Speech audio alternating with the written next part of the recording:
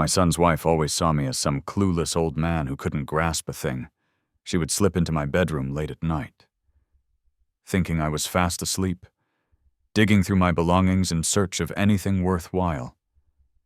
But on that fateful evening, when she pulled open my nightstand to snatch the combination to the vault, her expression went pale as snow at first, then sickly green like lime gelatin.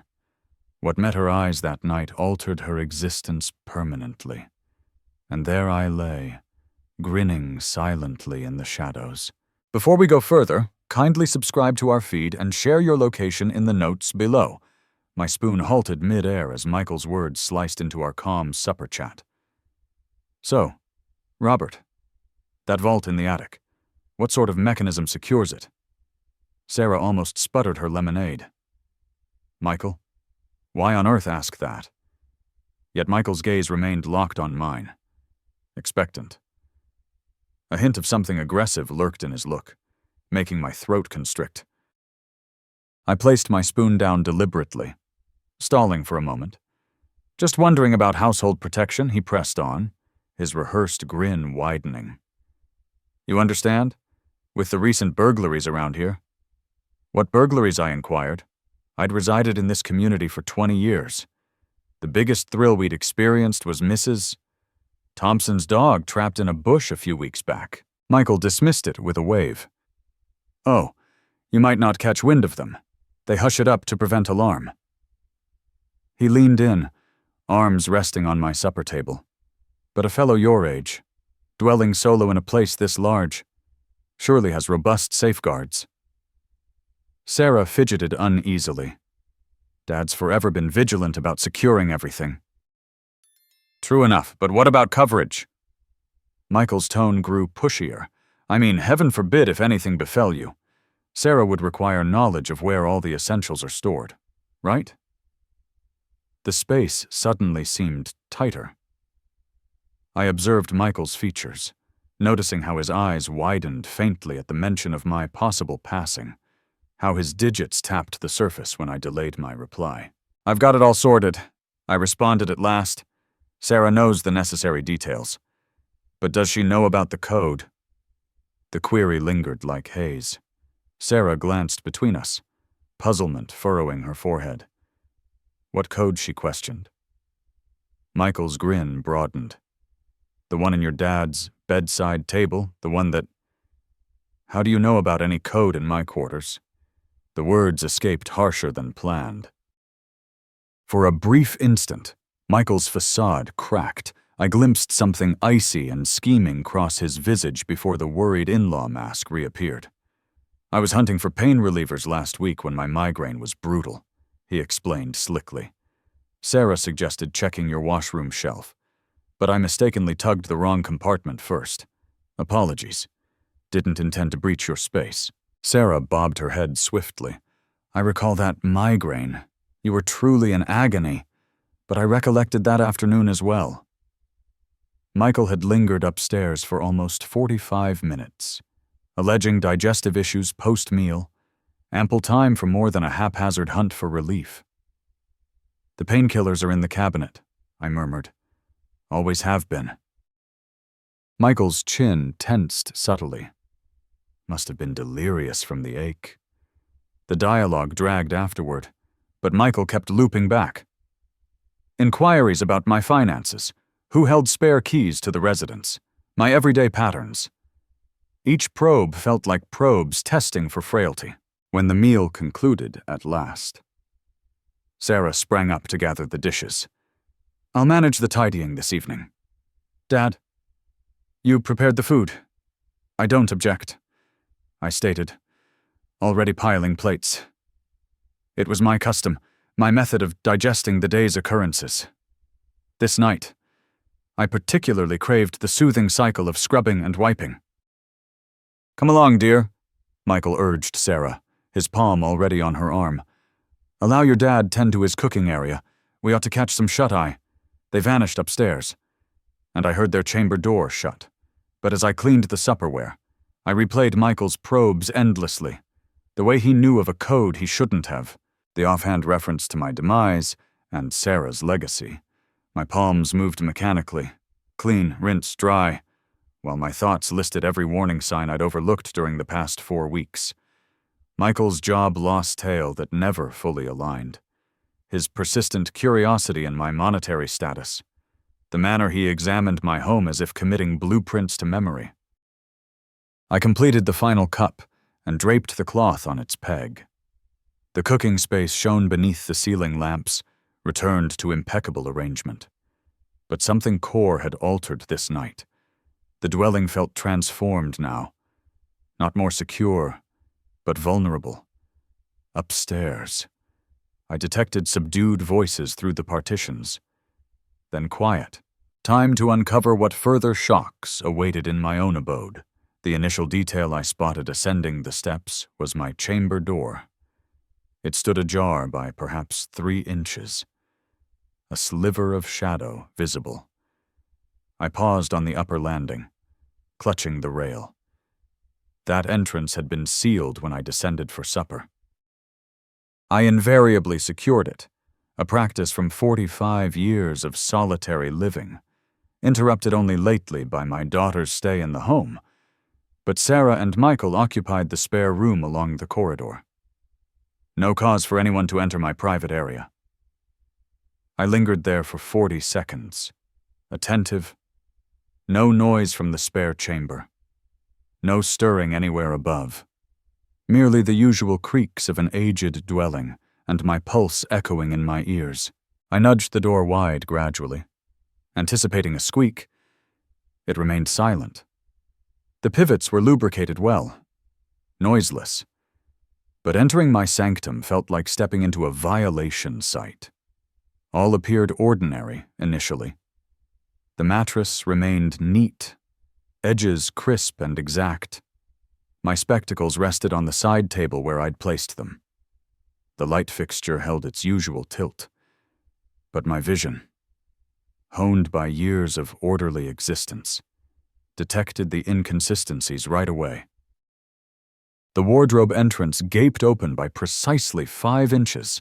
I always fastened it fully. The minor opening would have irked me throughout the night. My cabinet compartments weren't aligned perfectly anymore. The third compartment from the top, where I stored vital documents, had been shoved in sloppily. The edge of a beige envelope protruded like a faded banner. My gut twisted. I advanced to the cabinet, drawing out the compartment entirely. The files within had been shuffled, repositioned in roughly the correct sequence, but not precisely. Someone had been meticulous, yet not cautious sufficiently. Coverage documents mingled with account summaries. My testament, typically filed at the rear, had shifted nearer the front, and the tiny metal code I kept affixed beneath the compartment's edge was missing. I inspected twice, tracing my digits along the timber where the adhesive had been. Nothing. The code that unlocked my vault, the vault Michael had inquired about so nonchalantly at supper, had been located and seized. My limbs began trembling, not from dread, but fury. This wasn't haphazard. This wasn't chance-driven. Someone had invaded my personal haven and methodically desecrated it, hunting for particular objects. Someone who knew precisely what to seek and where to locate it. I proceeded to the vault, a compact yet durable unit fastened within my storage closet. The electronic latch still functioned. But that was irrelevant now. Michael possessed the code for the backup access. Standing amid my storage space, encircled by years of gathered items, I felt completely laid bare. How long had he schemed this?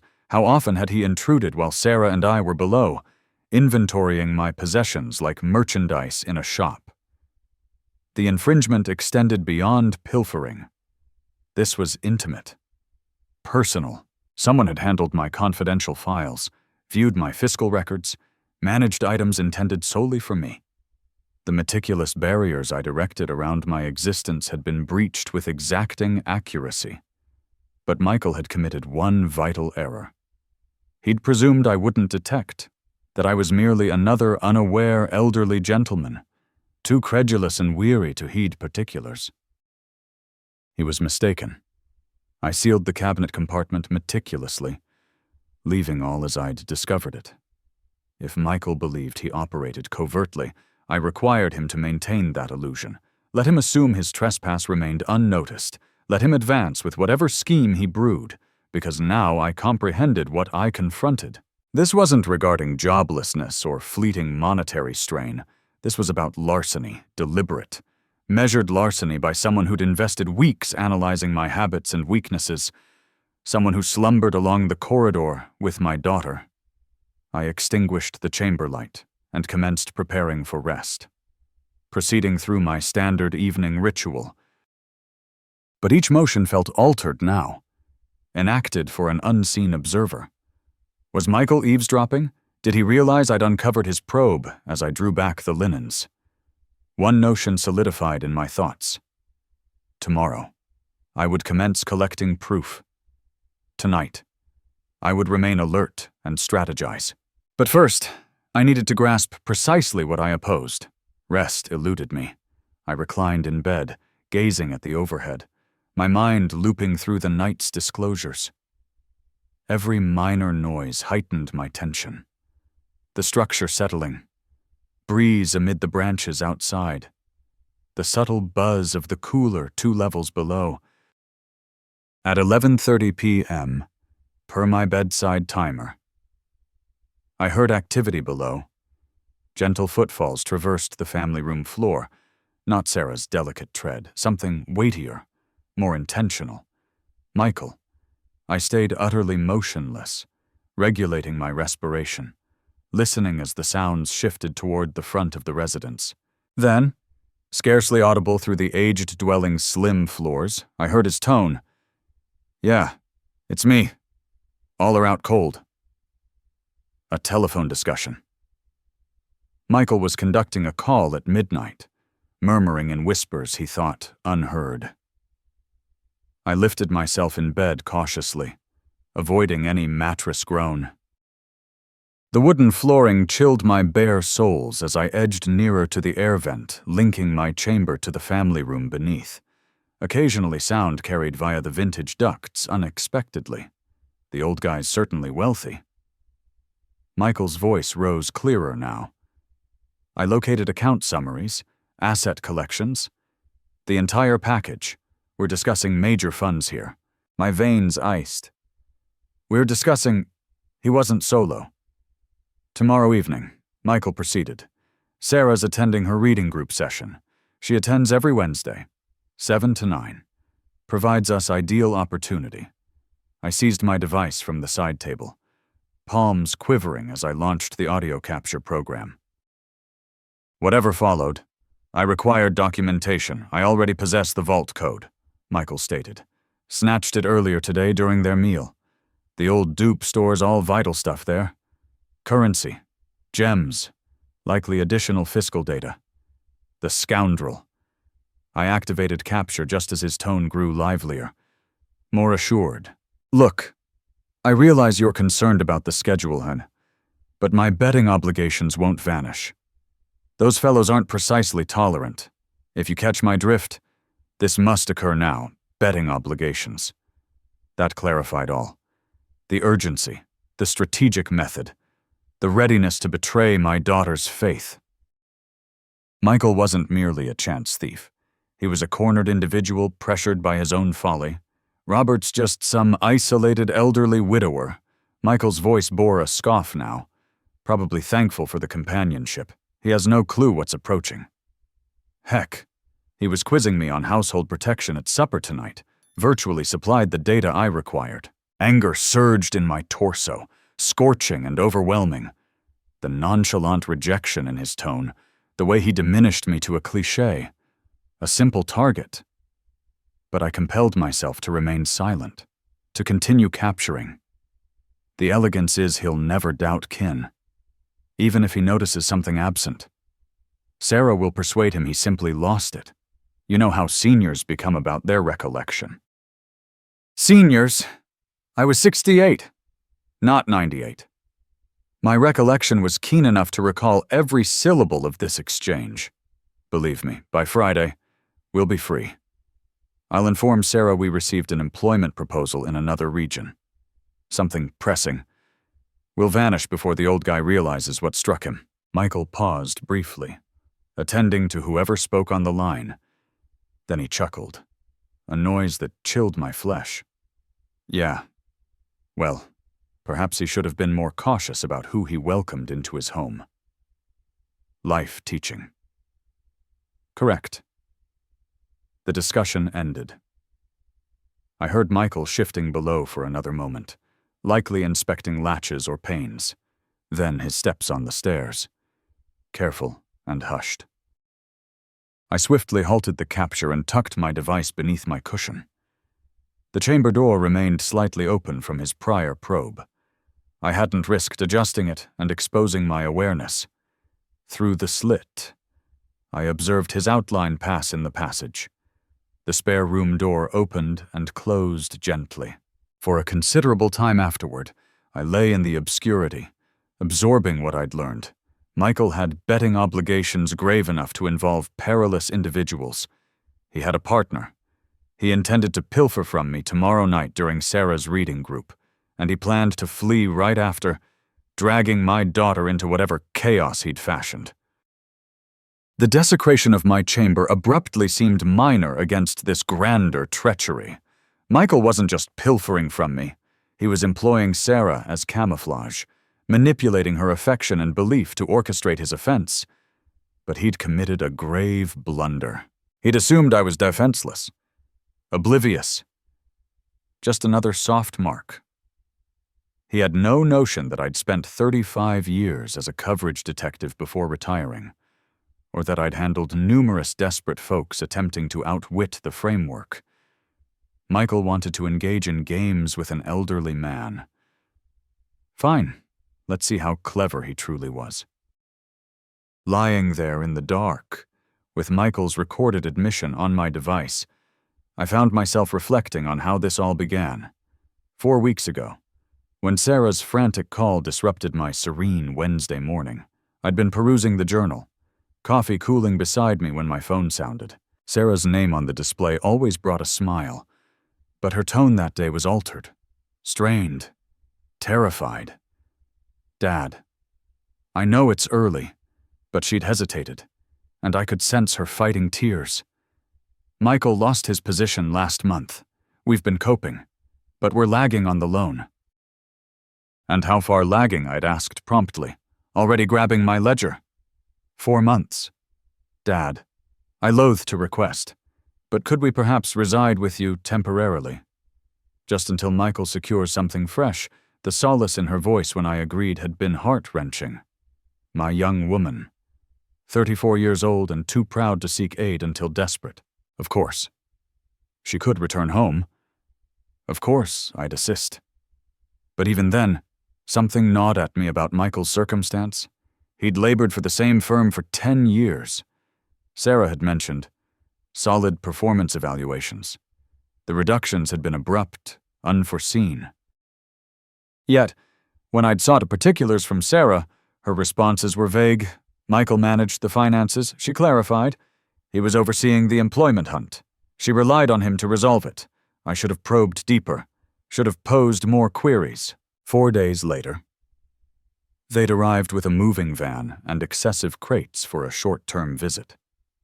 Sarah had embraced me firmly on the threshold, moisture in her eyes, murmuring gratitude repeatedly. But Michael had been distinct, cooler, his grip solid but short, his gaze already surveying my residence with an intensity that should have warned me. "Fine property.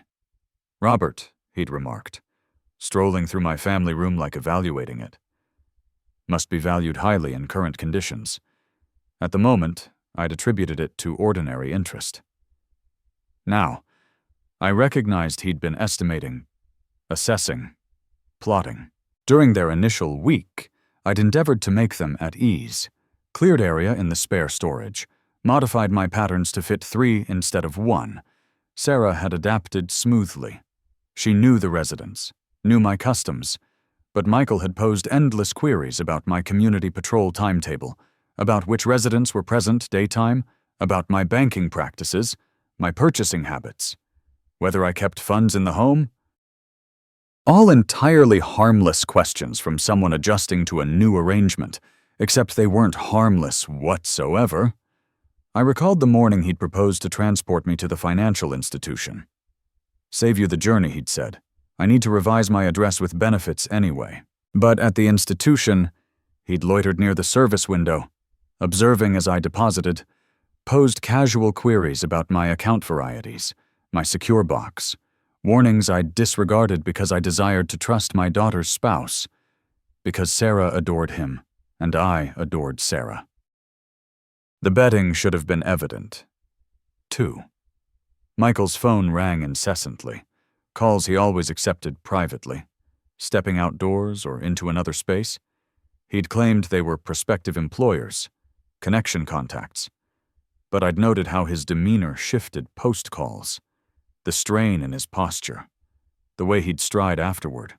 In the post, fiscal notices addressed to Michael had been arriving at my residence for 3 weeks, lending firms, recovery agencies.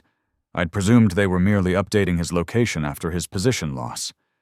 Now I comprehended they were pursuit letters, ultimate demands, warnings. Sarah knew none of this.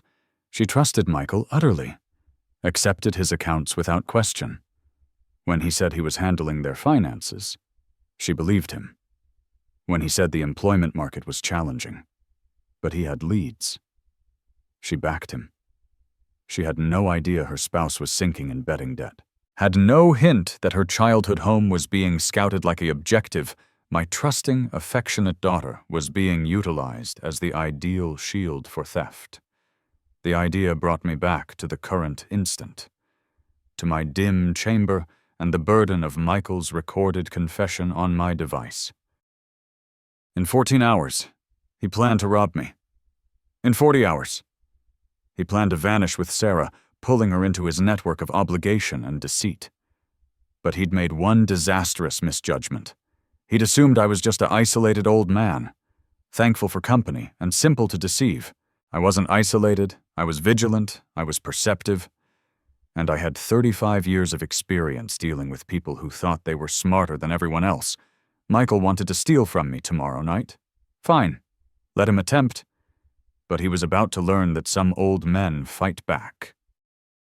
I awoke at 6 o'clock, same as always.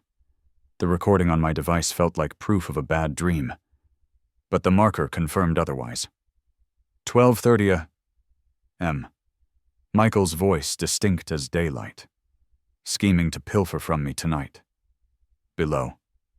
I initiated the coffee brewer and started my customary breakfast ritual. Omelets, bread, citrus drink, everything exactly as it had been for the past 4 weeks. When Sarah emerged in her wrap, yawning and appreciative, I beamed warmly. "Morning. Dear, rest well like an infant. Thanks again for allowing us to stay. Dad."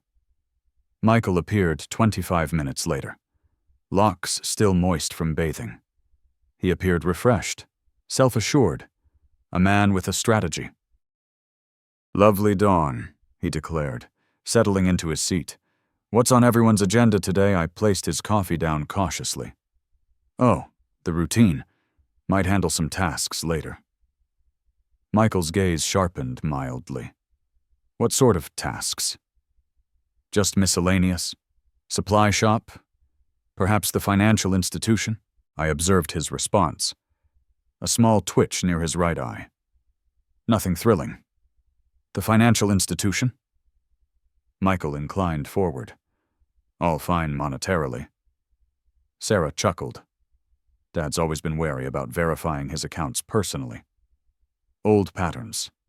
"Not wary." I amended gently. "Prudent. You can't be too prudent these days." Michael agreed too vigorously. "Completely correct. Identity pilfering, digital frauds. It's a wilderness out there for someone your age, someone my age." There it was again, that casual belittlement cloaked in phony worry. "Speaking of prudent," Michael continued, "I've been pondering your residence protection. This community appears fairly tranquil. But you never know. It's entirely safe." Sarah interjected. Dad's dwelt here 20 years without issues. But Michael ignored his wife. His focus remained fixed on me. Still, a man residing alone. Precious items in the home. It benefits to be ready. You mentioned that vault upstairs. Is that where you store important papers? I took a leisurely sip of coffee, weighing my answer. Some things. Yes. What about currency, I mean? If the institutions failed or something occurred, it's wise to have crisis funds accessible. The boldness was astonishing. He was seated at my breakfast surface, consuming food I'd made, requesting me to list my resources for his ease. I have what I require, I said plainly. Michael attempted another tactic. You noted being a deep sleeper last week. That's beneficial. I fret about older folks who can't get adequate repose. I hadn't noted any such thing, but I assented anyway. Oh, yes. Once I'm unconscious, I'm oblivious to the world. Especially recently. I've been so fatigued in the evenings. That's typical at your age, Michael stated. Your form needs more downtime. Sarah gave him a glance. Michael, that's impolite. No, he's accurate, I said promptly. I usually take something to aid sleep. Knocks me out entirely until dawn. Michael's stance eased visibly. Ideal. Let him think I'd be senseless and vulnerable tonight. Well, I should let you two organize your day, I said, rising to clear the ware. I'll probably retire early this evening. All this family bustle has me more weary than usual. That sounds ideal, Dad, Sarah said. You merit rest. Michael assisted in carrying plates to the cooking area, and I caught him glancing toward the stairs, toward my chamber, estimating, plotting. You know, he said offhandedly, I might remain awake late tonight, view some programs in the family room. I'm somewhat of a nocturnal creature. Of course, he was... I smiled and nodded. Make yourself at home. The controller's on the low table. After breakfast, Michael announced he needed to make some calls about employment opportunities. Sarah decided to arrange their items in the spare room. I had my chance. I think I'll handle those tasks now. I told them. You two enjoy some peaceful time together. As I reversed out of the driveway, I saw Michael observing from the upper window, not the spare room window, my chamber window. My grip tightened on the wheel. Tonight couldn't arrive soon enough. The supply store was my initial stop. I needed materials, but more crucially, I needed to ponder every aspect of what approached. Michael had made his aims crystal clear at breakfast. Tonight, while I supposedly slumbered deeply with medication aid, he planned to invade my chamber, find the code he'd noticed weeks ago, and access my vault. Straightforward. Tidy. The flawless offense against a trusting elderly man, except the code wasn't there anymore. I'd relocated it at 4 this morning after remaining awake since Michael's call.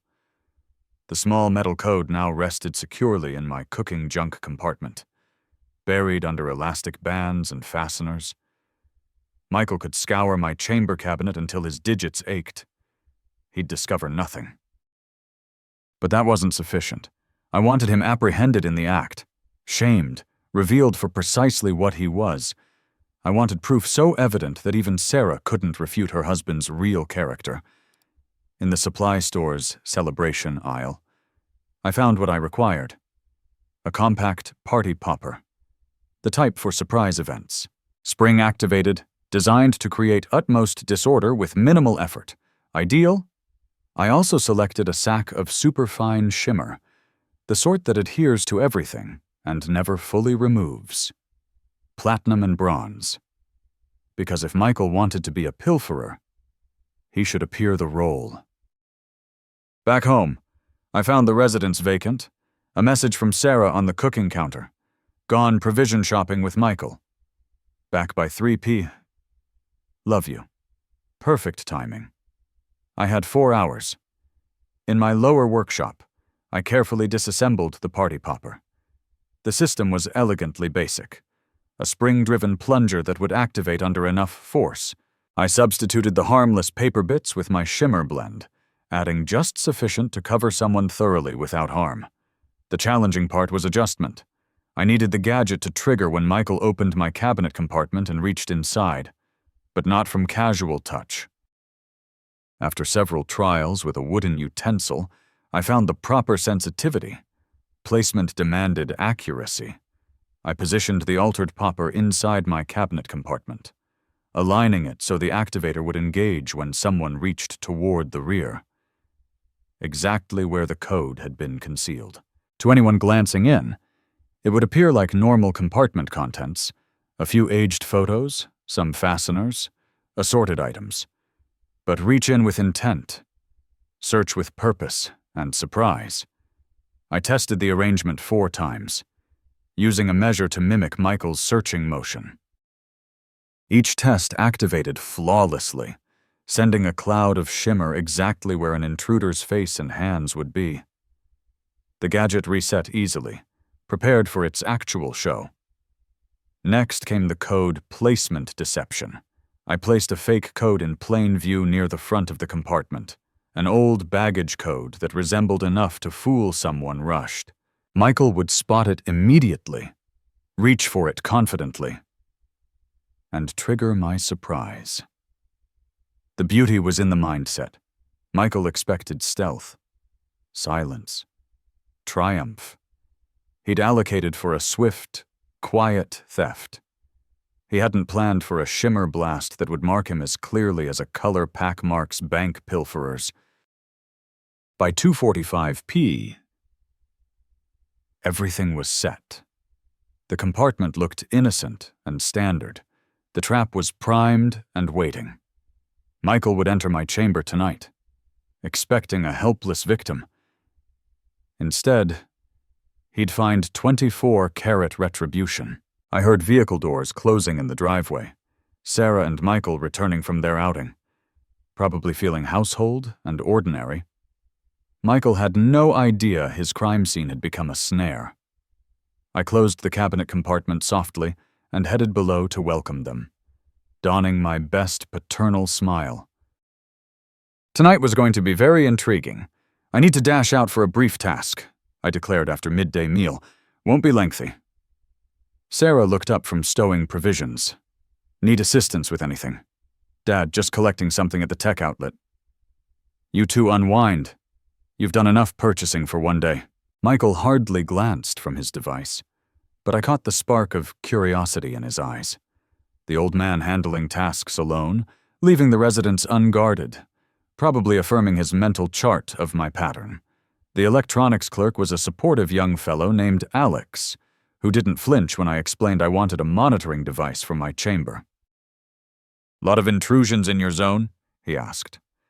Something similar. I need something compact with solid dark vision. And it needs to be cordless. Alex displayed several choices. I chose a small model that linked to my smartphone with motion sensing and 10 hours of power duration.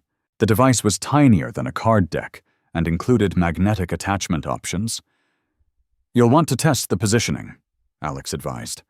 The program lets you view exactly what the device sees instantly. Perfect. I paid currency and drove home, the device resting in its container beside me like a hidden armament. Back home, I found Michael and Sarah viewing television in the family room. They appeared comfortable. Domestic. Like a regular pair staying with Sarah's father. Not thieves preparing for a heist. Just going to rest for a bit. I told them, heading upstairs. All this activity has me exhausted. In my chamber, I sealed the door and began work. The device needed to capture Michael's approach to the cabinet, his reaction to opening the compartment, and the shimmer blast that would ensue. But it also needed to stay fully concealed.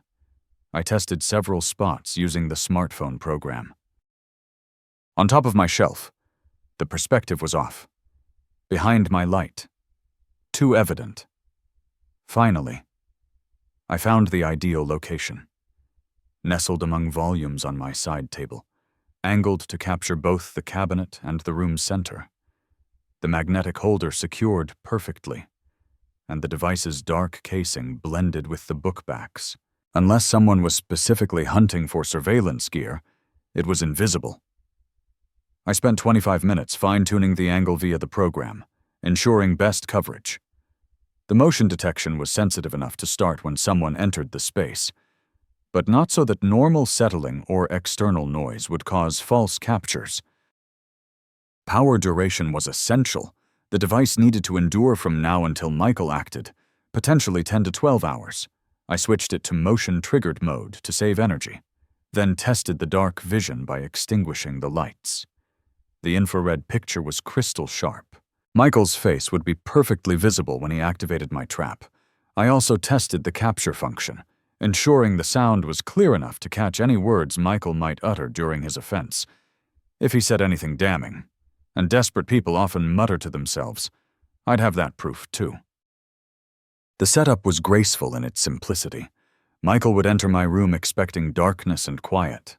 Instead, he'd be recorded from the moment he crossed the threshold. The device would capture his search, his finding of the fake code, his reaching into the compartment, and the spectacular shimmer explosion that followed. Visual proof, audio proof, and physical proof, all in one beautiful bundle. I repositioned a few volumes to better disguise the device, then stepped back to admire my effort. Everything looked normal, innocent, just an old man's chamber, ready for a peaceful night's slumber. Downstairs, I could hear Sarah and Michael conversing softly, planning their evening. No doubt. Michael was probably counting the hours until his theft window opened. He had no idea the window had become a pitfall. I checked my device one last time. The feed was clear, the capture function active, the power showing full. Everything was prepared. Tonight, Michael would finally display his true hues, and thanks to modern tools, every instant would be preserved in high-clarity detail. Let the contest commence. Supper passed serenely with Sarah discussing community shifts and Michael checking his device often. I played my role flawlessly. The weary patriarch, ready for an early rest after a hectic day. By 8:30, we'd settled in the family room. Sarah curled with a volume while I claimed my usual seat, making a display of massaging my forehead. "Long day," I murmured. "Think I'll retire early tonight?" Michael looked up from his device right away. "Actually, Robert, I was hoping we could share a beverage first. You know, father and son-in-law connection time." The proposal emerged unexpectedly, but his tone was deliberately casual, too casual. "That's kind," Sarah said, not lifting her eyes from her volume. "You two should bond more. I was considering that bottle of Glenlivet I spotted in your cooking area," Michael continued. "High-end stuff, ideal for a nightcap." I kept my expression neutral, but internally I was intrigued. Michael had likely planned this dialogue since breakfast. The timing, the suggestion, the specific mention of costly whiskey. Nothing accidental. "I value the idea," I said, "but I'm on treatment that doesn't blend well with spirits." Michael's smile strained subtly. "Come on. One modest glass won't harm. We're essentially family. Really, I should avoid it completely." "Dad's correct," Sarah added. The physician was very explicit about his pressure treatment, but Michael persisted. "What about just a cheers then, a small sip to mark?" He paused, searching for something to mark to kin. The tenacity was revealing. A normal individual would have accepted my initial refusal gracefully. Michael was pushing because he needed me to consume something specific, something that would ensure deep sleep tonight. "I tell you what," he said, rising. "I'll pour myself a glass and we can just converse. No pressure for you to partake." He vanished into the cooking area before I could protest. I heard storage doors opening, the clink of vessels. When he returned, he carried 2 glasses, one with golden liquid, one empty. "Changed my mind," he said, settling back. "Poured you just a dash for the cheers. Hardly a spoonful." He extended the second glass. The whiskey caught the lamp glow, appearing harmless. But I'd probed coverage scams for 35 years, and desperate folks always became careless. Michael, I really can't. One tiny sip, he insisted. Sarah, tell your father one sip won't end him. Sarah looked between us, sensing strain she couldn't pinpoint. If Dad says no, perhaps you should honor that. Michael's chin tightened. For a moment, his mask slipped fully. I saw irritation, scheming, and something near alarm flicker across his features. You know what I said, standing cautiously. I'm more fatigued than I thought. I think I'll take one of those rest aids and end the day. Michael's posture shifted instantly. Rest aids physician prescribed them last month. Potent material. Renders me unconscious completely. I'll be oblivious until morning. Relief washed over Michael's face. That sounds perfect. You need your downtime. Pleasant dreams. Dad, Sarah said, pecking my cheek. See you at dawn. I made a show of ascending the stairs slowly, pausing to grip the rail like an elderly man battling weariness. At the top, I turned back. Don't stay up too late. You two, Michael, help yourself to anything in the cooking area. Thanks. Robert, rest well. In my chamber. I went through the motions of preparing for slumber, changing attire, cleaning teeth, folding down the bed. But I also rechecked my device positioning and confirmed the shimmer trap was set. I extinguished my chamber light and settled on the bed fully dressed, positioning myself to view the passage through my slightly open door. Below, I could hear the television faintly. Michael and Sarah speaking in low tones. Then Sarah's steps on the stairs. The spare room door closing. Michael remained below, waiting, probably monitoring the time, calculating how long for my rest aid to fully effect. I checked my device. 10:15 p.m. The feed showed my vacant chamber in perfect dark vision detail. The trap was established. The stage prepared. All I had to do now was await my son-in-law to reveal his true essence. At 2:50 I heard the first groan on the stairs. I'd been lying still for hours, placed to see the passage through my barely open door. My device displayed the feed live. My empty chamber, waiting in sharp, dark vision clarity. Michael moved like a seasoned intruder, evading the stair spots that creaked under load. He'd learned my home's peculiarities during his 4-week stay, mapping every sound that might expose him. The passage floorboard outside my room whispered under his mass. Then silence. He was listening, ensuring his rest aid tale had worked. I controlled my breathing, keeping it profound and steady. The act of my life, with my daughter's future in balance. My doorknob turned with slow caution. Michael's outline appeared in the entrance, silhouetted by the dim passage light.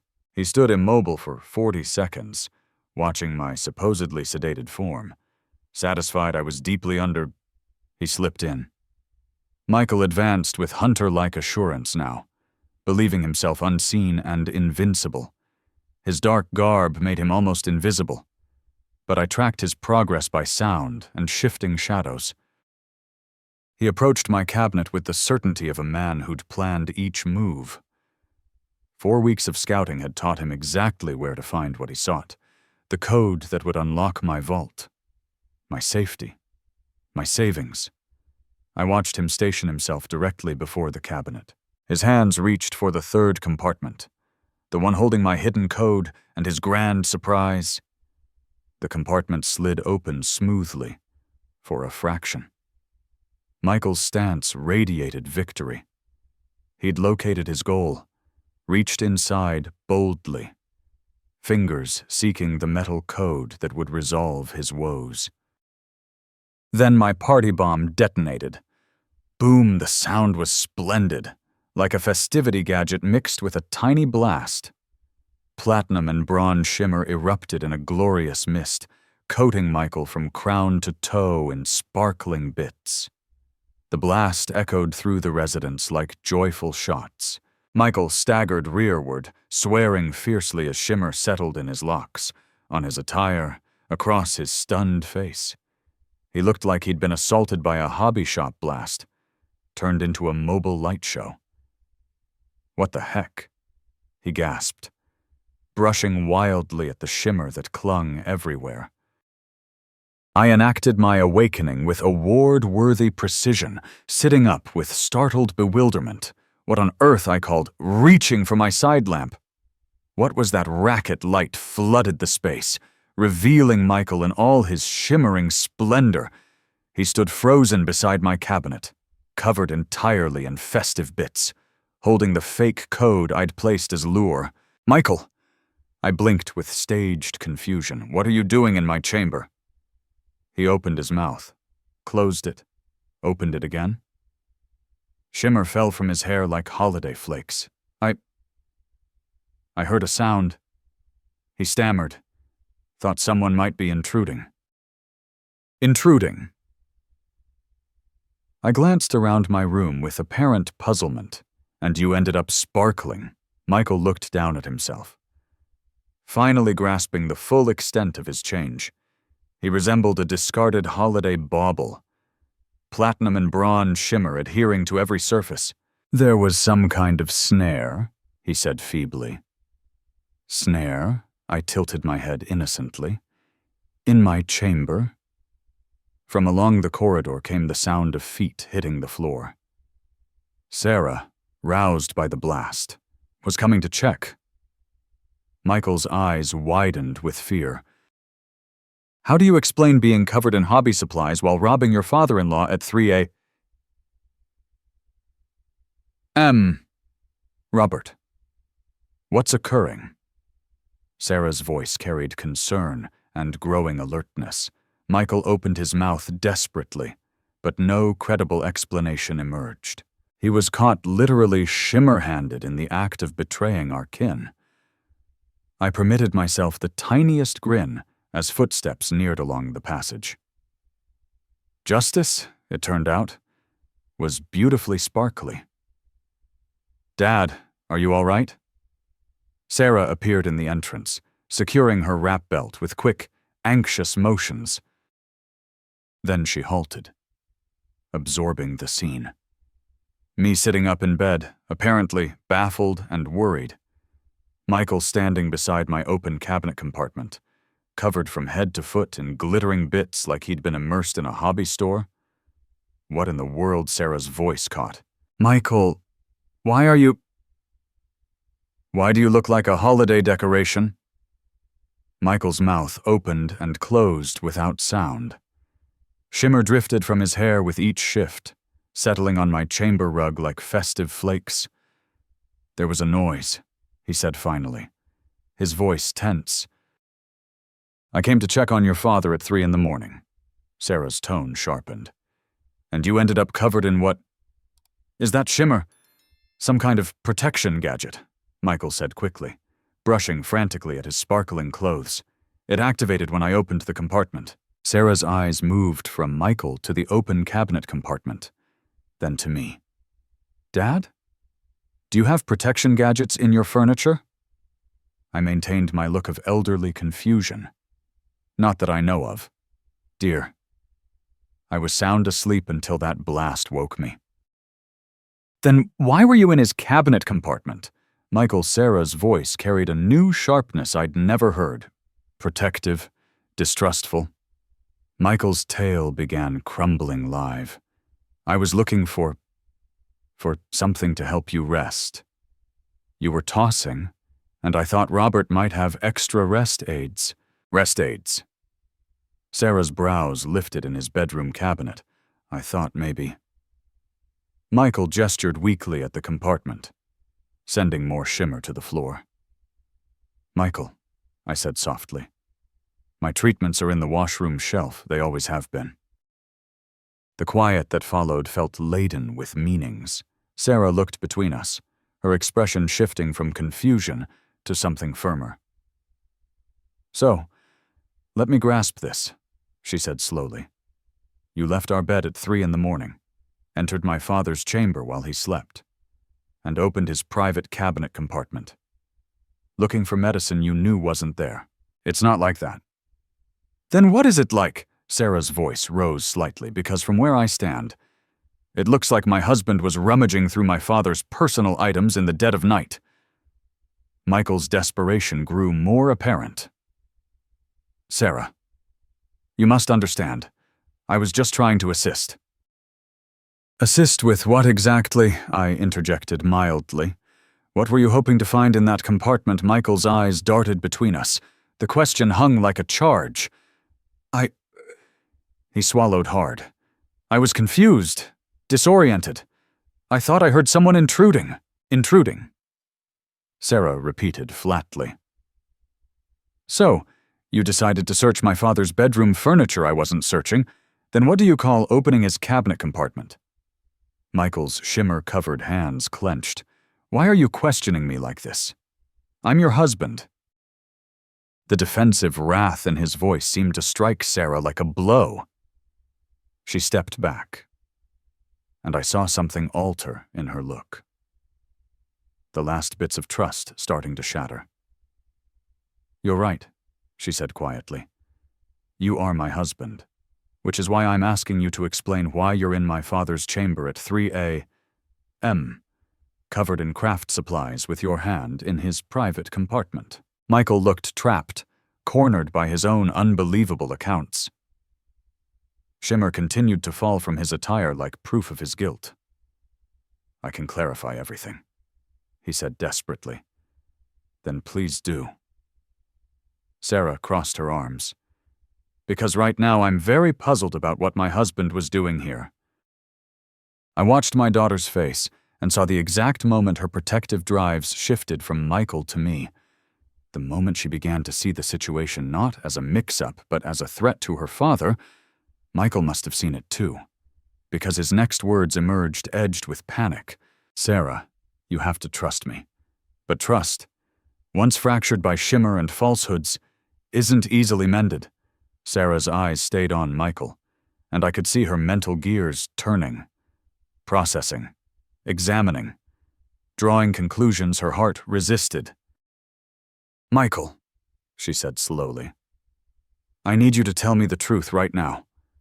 What were you really doing in my father's chamber? Michael opened his mouth. But I knew the time had arrived. My daughter deserved better than watching her husband weave more deceptions. She deserved the facts, no matter the pain. Sarah, I said gently, reaching for my device on the side table. There's something you need to hear. Michael's face blanched beneath the shimmer. Robert, don't. What? Sarah's voice sharpened dangerously. Don't what? Michael, I located the recording from 2 nights prior and held up my device. Dear, I captured something last night. A phone exchange. I think you should listen. No, Michael said swiftly. Sarah, whatever he thinks he overheard, be silent, Sarah snapped, eyes fixed on me. Dad, play it. I pressed start. Michael's voice filled the space, clear and condemning. Yeah, it's me. All are asleep. The old guy's definitely wealthy. I found account summaries, asset portfolios, the whole deal. We're talking serious cash here. Sarah's face went utterly still.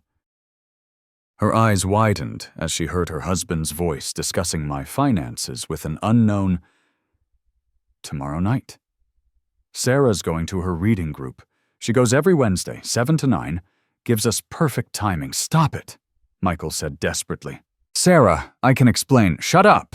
Sarah's voice was lethally quiet. Just shut up and let me listen. Michael's voice continued from the device. I already have the vault code. Grabbed it earlier today while they were eating. The old fool keeps everything important there. Currency, gems, probably more bank info. Sarah's hand flew to her mouth. She stared at Michael like viewing a stranger. Look, I know you're worried about the timeline, but my betting debts aren't going away. Those guys aren't exactly patient, if you know what I mean. Betting debts. Sarah whispered. What betting debts? The recording pressed on. Robert's just some lonely old widower, probably grateful for company. He has no idea what's coming. I watched my daughter's face crumble as she heard her husband's casual dismissal of me, his evaluation of my weakness, his cold calculation of exploiting my generosity. The beauty is he'll never suspect family. Even if he figures something's missing, Sarah will convince him he just misplaced it. You know how seniors get about their memory. Sarah made a sound like she'd been hit, her husband's voice discussing using her trust to cover his theft from her father. Trust me. By Friday we'll be clear. I'll tell Sarah we got a job offer in another state. Something urgent. We'll be gone before the old man knows what hit him. I stopped the recording. The silence after was overwhelming. Sarah stared at Michael, tears flowing down her cheeks. Betting debts, she whispered. You were going to rob my father, Sarah. Listen. You called him a lonely old fool. Her voice cracked. You were going to steal from him and then disappear, taking me as your cover. Michael tried to step toward her, but she retreated like he was hazardous. How much? She demanded. How much do you owe? It doesn't matter. How much? Michael's shoulders drooped. 50,000. Sarah's legs seemed to fail. She sank against the doorframe, staring at the man she'd wed. You've been deceiving me for months, she said, about everything. The job loss, our finances, why we really needed to stay here. I was trying to shield you by planning to rob my father. Sarah's voice escalated to a yell. By using me as your alibi while you ruined the man who raised me. Michael tried once more. Sarah, we can resolve this. No. Sarah straightened, and I saw resolve enter her spine. No, we can't. You planned to victimize my father. You insulted him. You were going to let me believe he was losing his mind while you stole from him. She looked at Michael with revulsion. Get out. Sarah, get out of my father's house now. For the first time since I'd known him, Michael had nothing to utter. Michael stood there for another 15 seconds, shimmer still falling from his hair like spoiled flakes.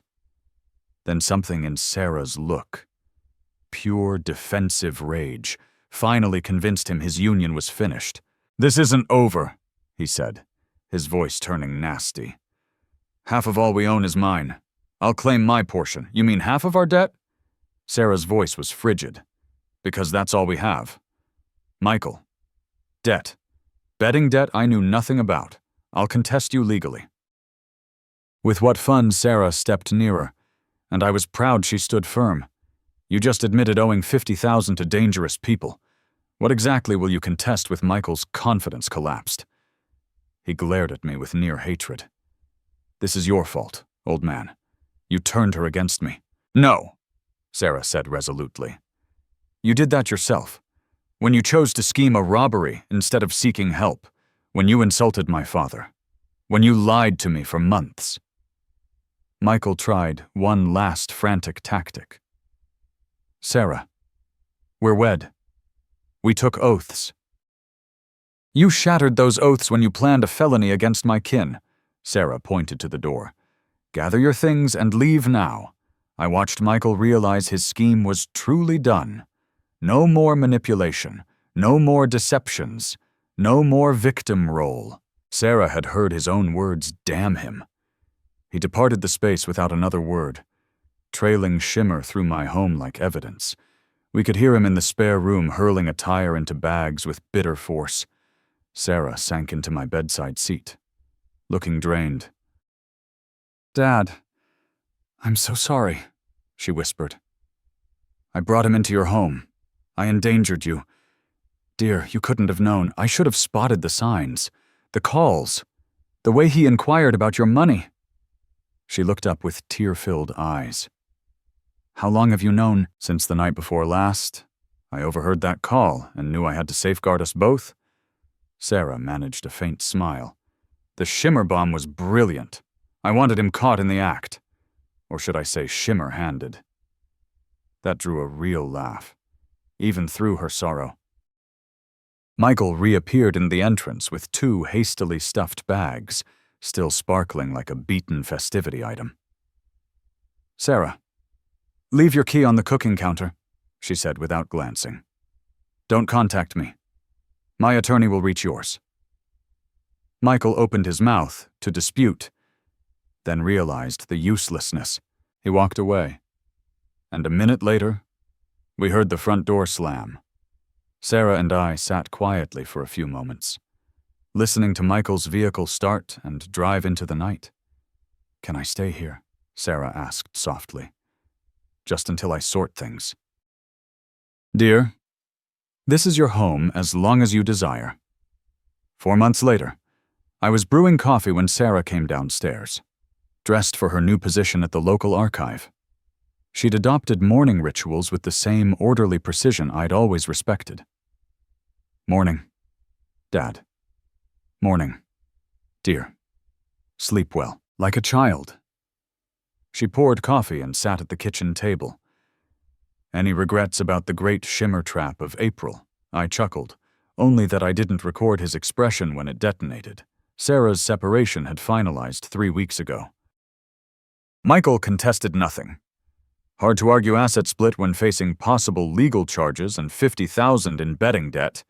"Archive busy today?" I asked. "Tail hour at 11? Then aiding Mrs. Thompson research her ancestry." Sarah smiled. "I love it there.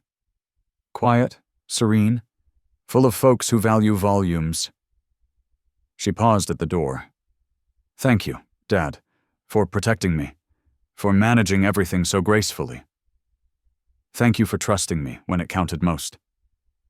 After she departed, I sat in my kitchen, sipping coffee and reading the journal. The home felt peaceful in a way it hadn't for months. No strain, no falsehoods, no one scheming to exploit my kindness. My device buzzed with a message from Sarah. Forgot to mention Mrs. Thompson asked if you'd help install a protection system. "Apparently, word spread about your creative home defense methods." I laughed aloud. Maybe I should patent the party popper approach to resident security. Outside, summer was settling over Oakwood. My community remained quiet and safe, just as before Michael's brief intrusion into our lives. Sometimes justice comes from courts and law enforcement. Sometimes it comes from trusting your gut, setting careful snares, and letting people show their true selves. And sometimes justice sparkles. If you enjoyed this tale, please support this content, subscribe to the feed, and share your thoughts in the notes. To hear the next tale, select the option on the left. Thank you for listening.